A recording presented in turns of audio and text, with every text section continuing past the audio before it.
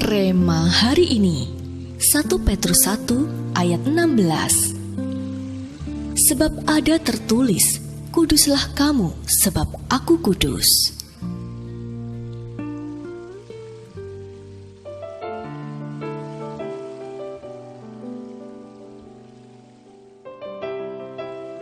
Berawal dari rasa penasaran, Randy membuka sebuah laman yang melintas saat ia hendak membuka surat elektroniknya.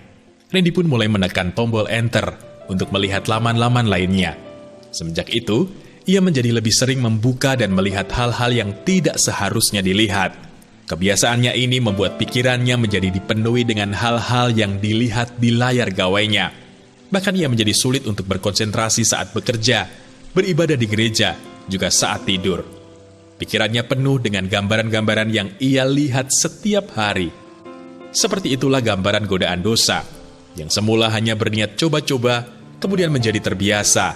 Jika kita tidak berhati-hati, kita akan sangat mudah terseret dalam dosa. Melihat bagaimana laju perkembangan teknologi yang sangat cepat, segala hal bisa dengan mudah kita temukan, termasuk hal-hal yang bertentangan dengan firman Tuhan, seperti yang Randy temukan. Saat ini, begitu banyak situs-situs hiburan yang dapat menjerumuskan kita ke dalam dosa, seperti pornografi, judi online, game online, dan sebagainya. Kekudusan adalah sebuah hal yang bersifat mutlak atau wajib bagi anak-anak Tuhan.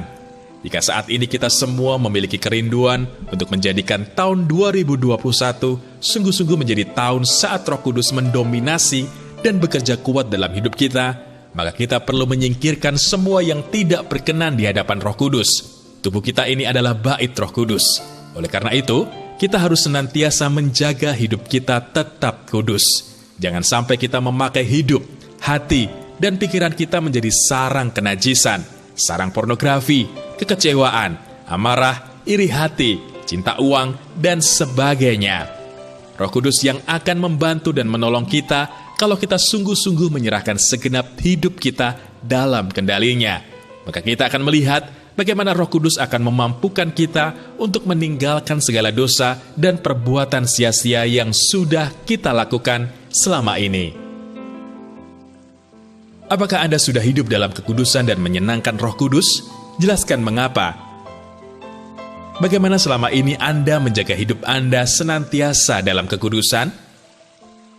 Menurut Anda, mengapa Anda harus hidup dalam kekudusan dan menyenangkan Roh Kudus?